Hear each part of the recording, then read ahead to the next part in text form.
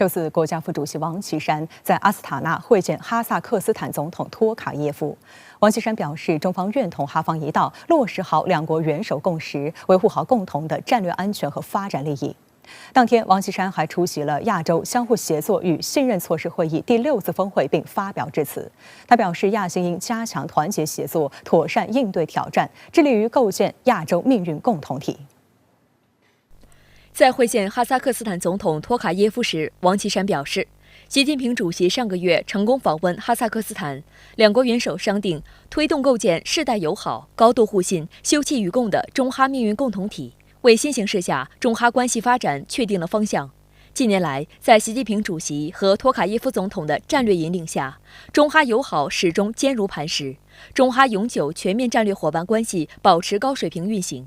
中方愿同哈方一道，落实好两国元首共识，继续坚定支持彼此核心利益，分享发展机遇，维护好共同的战略安全和发展利益。王岐山强调，即将召开的中共20大是中国进入全面建设社会主义现代化国家新征程关键时刻召开的一次十分重要的大会。本次大会将全面贯彻习近平新时代中国特色社会主义思想，推进以中国式现代化实现中华民族伟大复兴，对中国未来5年乃至更长时间的目标任务作出部署。围绕党在新时代新征程的使命任务，我们将更加深刻领悟2个确立的决定性意义，更加自觉地做到2个维护，团结奋斗，继往开来，将中共20大擘画的宏伟蓝图一步步变为现实。托卡耶夫请王岐山转达对习近平主席的诚挚问候和良好祝愿。他表示，习主席的历史性访问已成为两国关系发展史上新的里程碑。中共20大是一场具有划时代意义的盛会，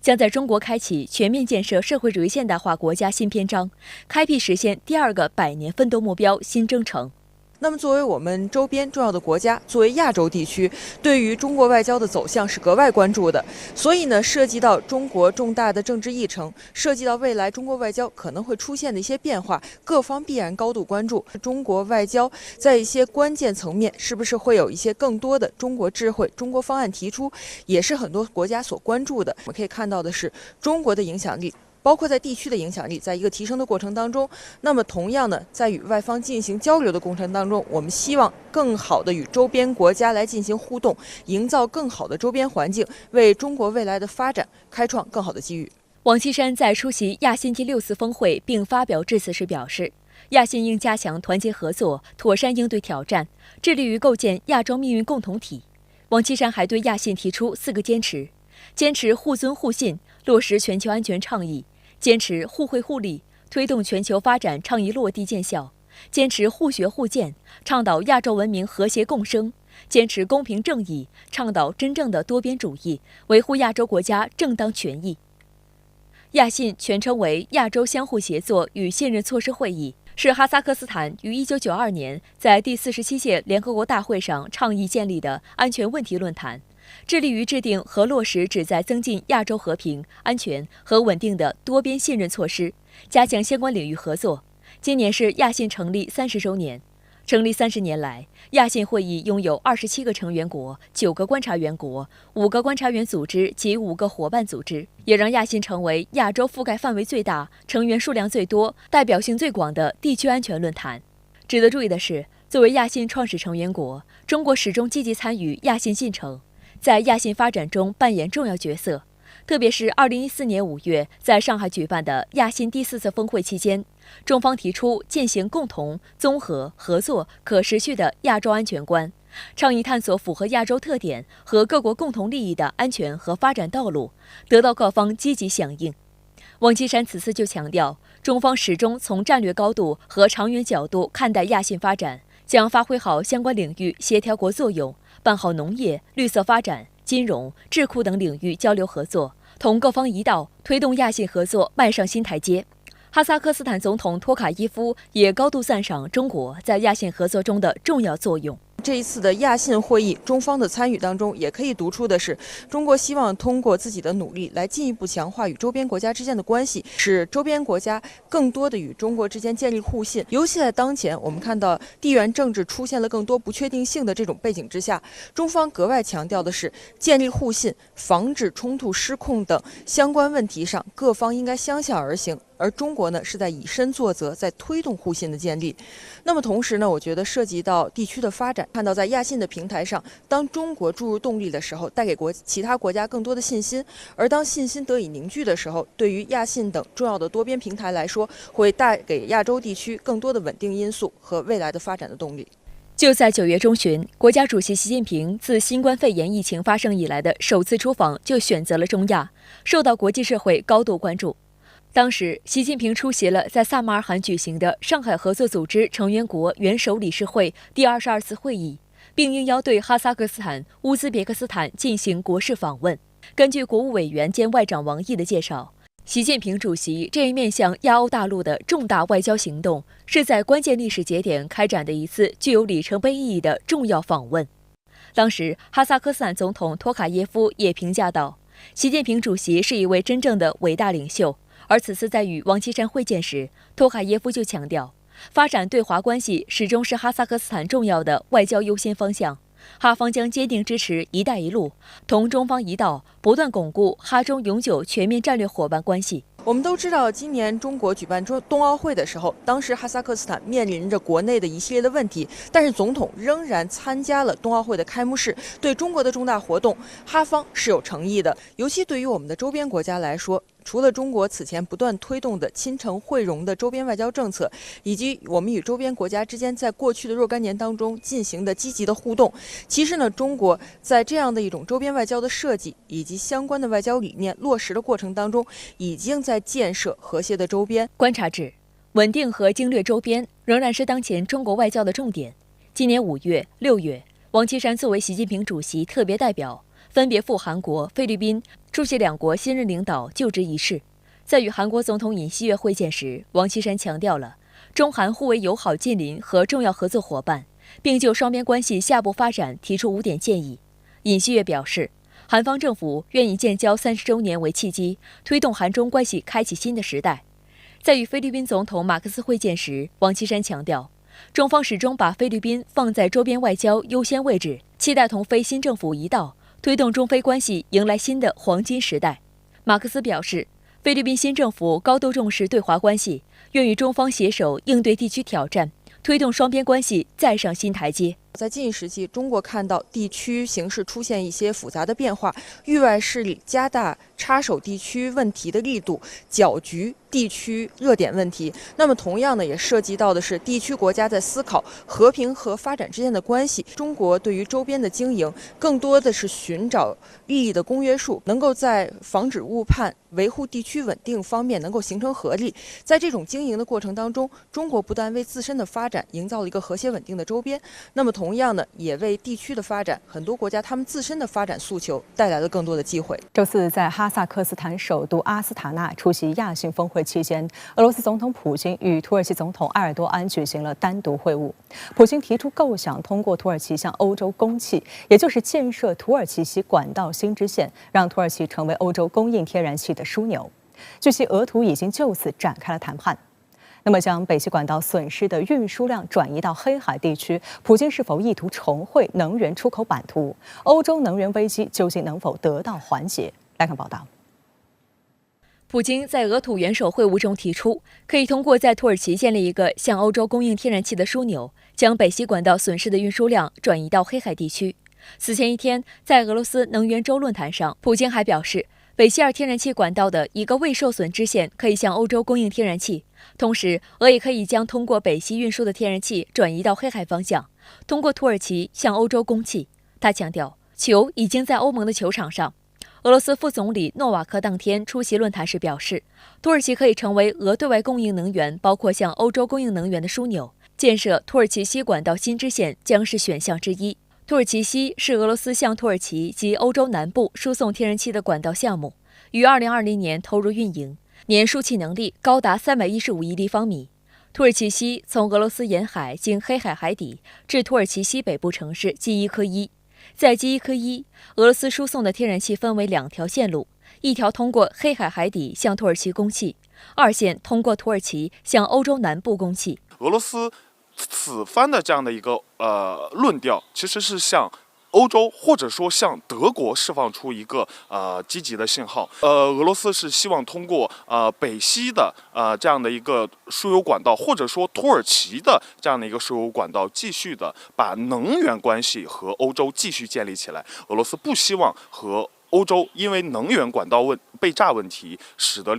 两地区的关系越走越远。目前，俄土已经就建设天然气枢纽展开谈判。俄罗斯总统新闻秘书佩斯科夫周四表示，一些势力试图破坏土耳其西管道，在俄罗斯段的土耳其西管道搞爆炸，部分破坏分子已经被抓获。佩斯科夫还透露，土耳其总统埃尔多安对俄罗斯总统普京有关在土耳其建立天然气枢纽的建议很感兴趣，双方已指示各自主管部门着手相关工作。但他同时也强调，土耳其西不会取代2条北溪管道，因为其输送量不同。俄新社也报道，土耳其一名外交消息人士透露，俄土代表团将于下周开始就建设天然气枢纽相关问题进行谈判。谈判结束后，相关部门会向2国领导人详细汇报情况。俄罗斯天然气工业公司总裁米勒表示，该公司已经准备好在黑海修建更多通往土耳其的天然气管道。俄罗斯观点报引述俄罗斯政治学家巴西罗夫观点认为，如果接受俄罗斯的提议，土耳其将获得巨额投资，但土耳其也将不得不考虑放弃向乌克兰提供无人机，以换取在欧洲取代德国天然气枢纽的地位。土耳其这条管道是俄罗斯现在非常重视的，这条管道如果能够顺利的大量的向欧洲通气的话，俄罗斯不但能够得到既得的能源经济利益，还可以使土耳其在自身的经济利益或者说地缘政治上的利益获得更大的这样的一个保障。近日，欧洲多地气温已下降到摄氏温度的个位数，但许多民众并没有像往年那样开始用上暖气。欧盟对普京踢过来的输气球还未正式做出反应，但在普京称北溪2还可以向欧洲供气后，德国联邦政府再次明确表示，该选项对他们来说是不可能的。那么现在美欧关注的点不是我们这个俄罗斯的这样的一个能源能不能输入到欧洲，而是关注到的是欧洲要不要用俄罗斯的能源。但欧洲内部并不是铁板一块，七国集团对俄油气限价计划受到了欧盟内部激烈阻碍。德国明确表示反对限价。德国担心制定价格上限将刺激需求，导致世界能源供应短缺。同时，就在欧盟艰难地对俄石油价格设置上限之时，欧佩克加将石油日产量削减200万桶，给油价带来了上行压力。有英国专家警告，今年冬天整个欧盟都将面临停电的风险。还有专家认为，随着对俄罗斯的制裁引发生活成本危机，欧洲会出现民粹主义反弹。欧洲也逐渐意识到俄罗斯廉价能源的重要性。一位欧盟高级外交官日前承认，欧洲的繁荣是建立在来自俄罗斯的廉价能源基础上的。周四，执政时期一直与俄罗斯进行能源合作的德国前总理默克尔出来发声，表示他从未后悔在担任总理时做出从俄罗斯购买大量天然气的决定。默克尔强调，俄气比世界上其他地区的液化天然气便宜，即使在冷战时期，俄罗斯也是一个可靠的能源供应商。默克尔执政时期，由于实行减少核电和淘汰燃煤电厂的政策，德国成为俄罗斯天然气的全球最大买家。然而，在默克尔卸任后，特别是俄乌自今年2月爆发冲突以来，德国与俄能源合作陆续停止。受能源危机影响，德国经济前景堪忧。德国政府公布的秋季经济预测报告显示，今年德国的经济增长为1.4%，低于此前预期。而2023年，德国经济将萎缩0.4%。德国联邦统计局周四公布的数据显示，德国9月通货膨胀率为10.0%，创下1990年以来新高。副总理兼经济部长哈贝克表示，德国政府已动用政策工具缓解现状，但核心原因还是在于居高不下的能源价格。总理舒尔茨周二表示，能源价格必须降低到可以接受的水平，但这并非德国甚至整个欧盟可以单方面做到。好，相关话题马上来连线特约人员刘和平。刘姐你好。俄罗斯总统普京在阿斯塔纳亚信峰会上会晤土耳其总统埃尔多安时提出，可以通过土耳其建立一个向欧洲供应天然气的枢纽，将北溪管道损失的运输量转移到黑海地区。那对此您怎么看？中国有句俗话叫风水轮流转，30年河东，30年河西。其实在俄欧天然气贸易问题上，压根就用不了30年，仅仅是10多天时间之后，买卖双方所处的地位以及所面临的形势就已经发生了翻天覆地的变化。过去，或者说的更准确点，在北溪1号天然气管道被炸毁之前，欧盟经常指责俄罗斯用能源问题来敲诈他们，不仅在经济上敲诈，经常通过控制供气量来随意提高价格，而且企图利用能源供应问题逼使欧盟在政治上就范。然而在北溪1、2号天然气管道被炸毁之后，也就是在阿斯塔纳亚信峰会上，俄罗斯就从一个过去皇帝女儿不愁嫁可以吊起来卖的卖主，变成了到处求着别人买气的供货商。普京总统本人甚至亲自充当起了推销员。大家可以看到，在亚信峰会上，普京先是对德国说，可以通过北溪2号尚未受损的一条管线向德国输气，只要德国打开阀门接收就可以了。然而这一善意的提议却遭到了德国的拒绝。德国政府发言人霍夫曼说，这个建议虽然不错，但是德国已经不再将俄罗斯视为可靠的能源供应方。要知道，在俄乌冲突发生以及在欧佩克加宣布石油减产之后，正在迈入严冬的德国，甚至是整个欧洲，的确是面临着非常严重的能源短缺问题。在这种情况下，他们却拒绝了普京的提议，这也就再度证明，一旦战争发生之后，安全问题就会成为压倒一切的问题。在遭到德国拒绝之后，普京又向土耳其总统阿尔多安提出了建设土耳其西管道新支线，以及将土耳其建成俄欧能源供应枢纽的建议。对此，阿尔多安虽然态度积极，但是并没有明确答应下来。总而言之，正如普京所说，现在是否接受俄罗斯的天然气供应，球已经到了欧盟这一边。那么这些都意味着现在的形势已经是事已时移。过去俄罗斯打得得心应手的能源牌，目前已经变成了买方，也就是欧盟手上的牌。那在您看来普京为什么会在这个时候主动要求欧盟购买俄罗斯的天然气呢？其实说白了，普京在欧盟仍然跟俄罗斯处于敌对状态，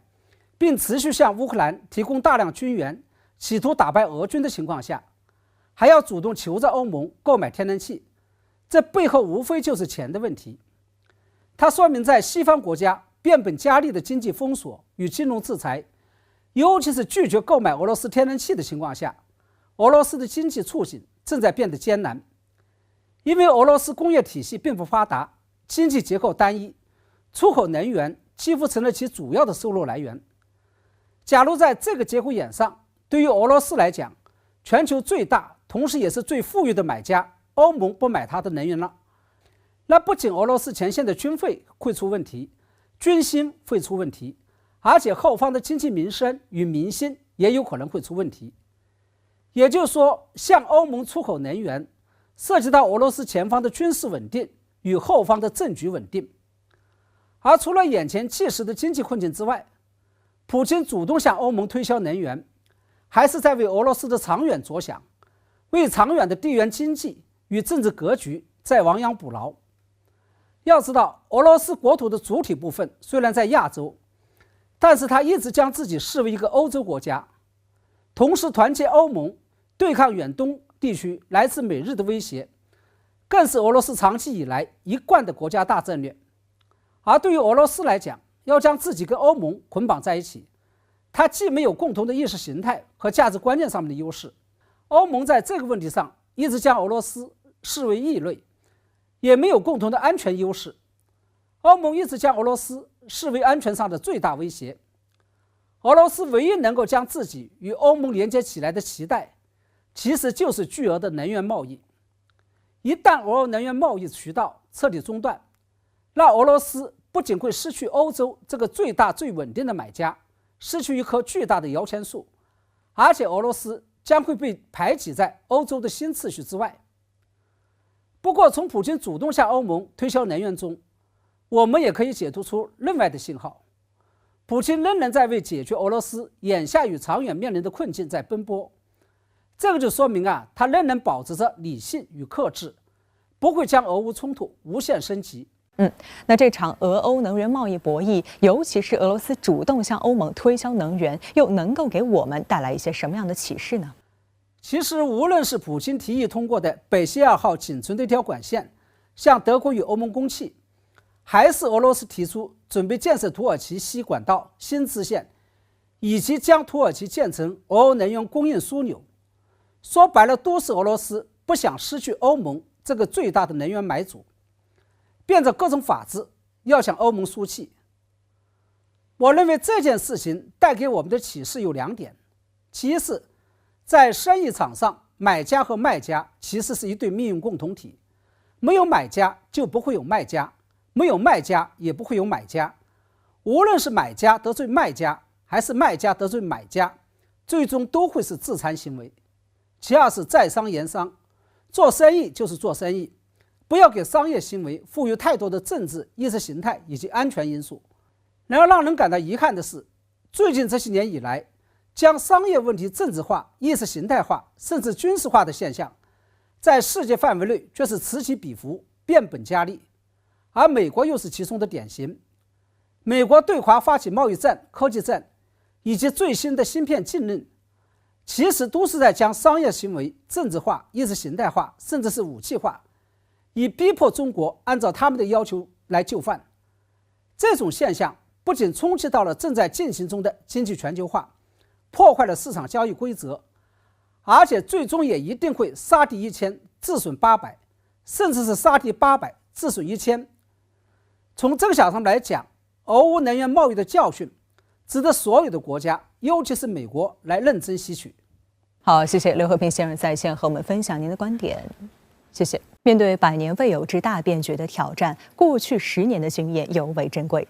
深圳卫视直播港澳台推出特别策划，这10年世界观，跟随国外名流的视野，一同温故知新。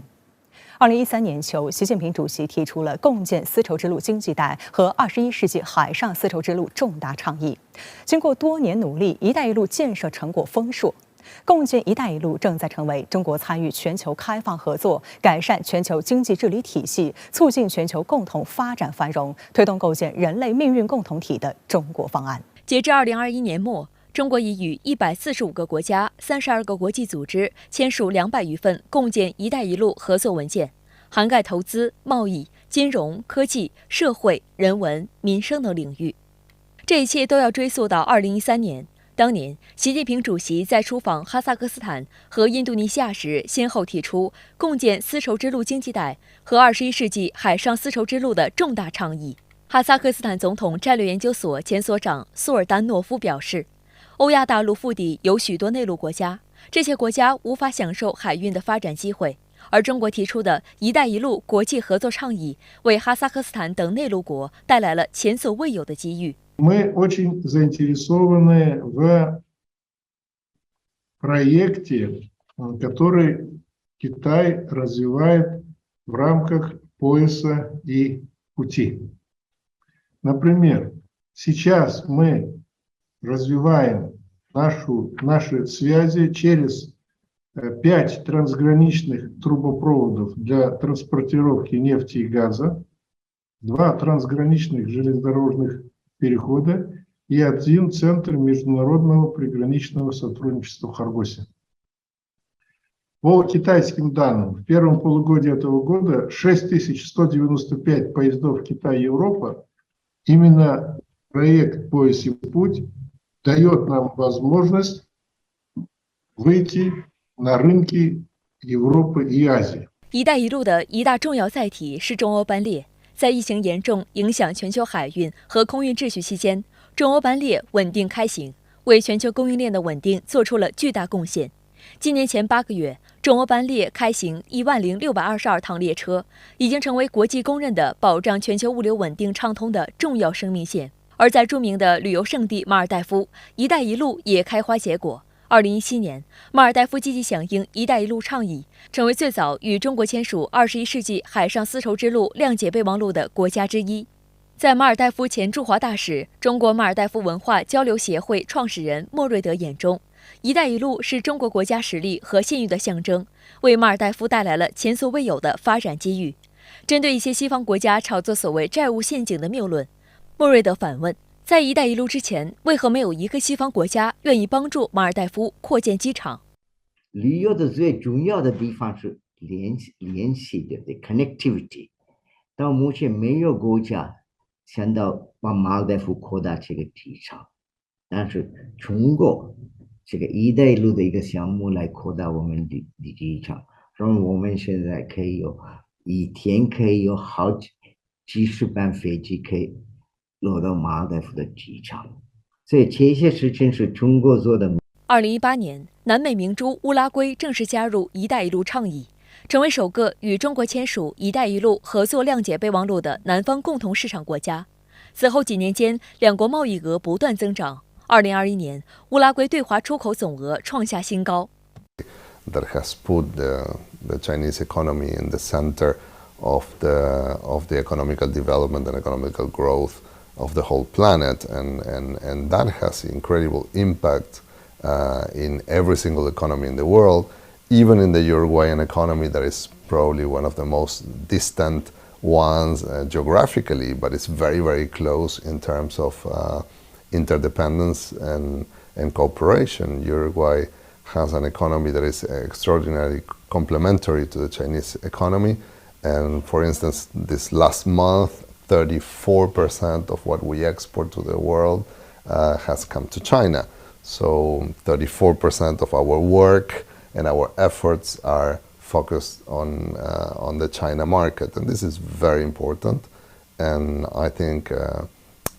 we have still a long way to go in elevating our strategic partnership in the future. 共建“一带一路”朋友圈越来越大，国际影响力、合作吸引力持续释放。2014年和2018年，习近平先后对太平洋岛国斐济和巴布亚新几内亚进行国事访问，并与建交岛国领导人集体会晤，共同规划发展蓝图，将中国与太平洋岛国的关系提升为相互尊重、共同发展的全面战略伙伴关系。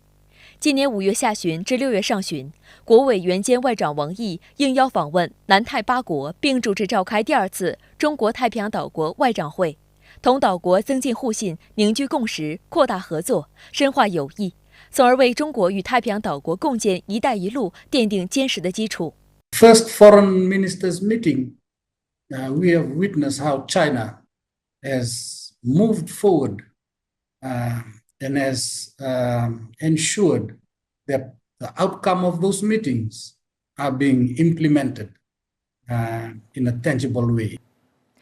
粤港澳大湾区建设自2017年正式启动以来，大湾区以不到1%的国土面积，创造出全国12%的经济总量，成为中国开放程度最高、经济活力最强的区域之一。作为粤港澳大湾区核心引擎的深圳，吸引了不少海外友人在此定居。直播港澳台推出特别策划，通过3位在深外籍人士在粤港澳大湾区生活、工作的故事与心路历程，用他们的视角看看深圳近10年来的经济发展与幸福密码。Both myself and my family, we love to live in Shenzhen. It's such a good city. I chose this job partly because of Shenzhen. It's such a modern city, and when I came here for the job interview, I was so impressed with the city that it just made me want to move here and have this experience for myself and for my children. I really was excited to have the cultural experience for my children. 埃里克来自美国纽约，目前是顺丰航空飞行部波音7377队飞行责任机长。I get a unique view of the city as I fly over it. I watched the largest convention center in the world be built from the start to finish. Same with there's a bridge joining Zhongshan to Bao'an, and I get to see that building of that bridge. And also the Hong Kong-Macau bridge, I got to see the completion of that. So it's fun for me to see in development of the city, from the Shenzhen Bay, the parks that are along that bay, I get to watch be developed. 飞机上看到的变化背后是切实的数据支撑。2021年至2022年，深圳 GDP 总量从突破1亿元到迈上3万亿元台阶。世界500强企业名单中，深圳有8家企业上榜。2021年，前海深港合作区完成地区生产总值1755.7亿元，同比增长10.5%。粤港澳大湾区建设如火如荼，为打造国际一流湾区和世界级城市群，粤港澳3地同心协作，推进硬联通、软联通，共建宜居宜业宜游优质生活圈。地铁建设是其中必不可少的一环，地铁版图实现迅速拓展，也见证了深圳10年发展的日新月异。2004年，深圳开通首条地铁线路。2011年底，深圳城市轨道交通线网运营里程178公里。10年后，截至2021年底，这一数字已经是419公里。到今年年底，深圳将再添5条地铁路线，实现从城市中心到远郊的全覆盖，进一步提升深圳市民的出行便捷度和生活幸福感，以及城市宜居度。另一方面，深圳地铁在助力城市内域发展的同时，也加快了轨道上大湾区的建设步伐。韩国人裴英俊已经在深圳生活了8年，期间创办了自己的公司。他说，他的生活已经离不开地铁，为公司选址也要首先看看附近有没有地铁站。在裴英俊看来，深圳地铁的智能化让民众出行更便捷。深圳的地铁的这个国际化的水平很高跟韩国的地铁比，深圳的地铁就更干净，然后跟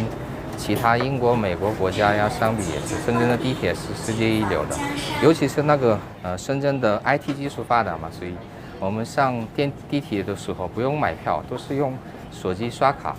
就很方便的一个东西。我一直都很好奇，深圳的地铁是这么高的水平，是工作人员是怎么工作？这里是6位站，好，我的深圳地铁的朋友就在这里上班，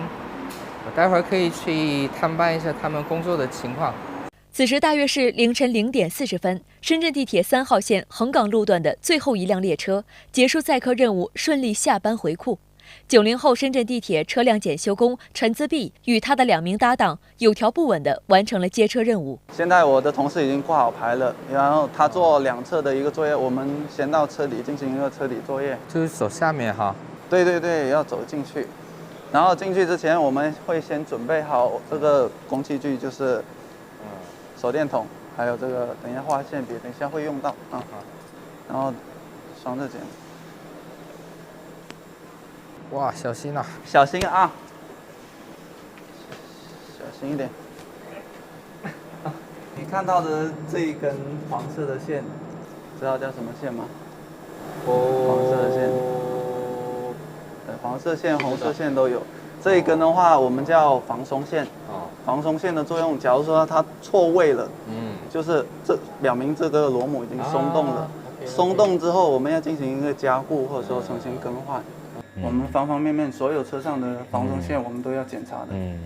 时间一晃就是5个小时，经过陈自弼与同事的细致检修，次日清晨，第一辆地铁顺利开出。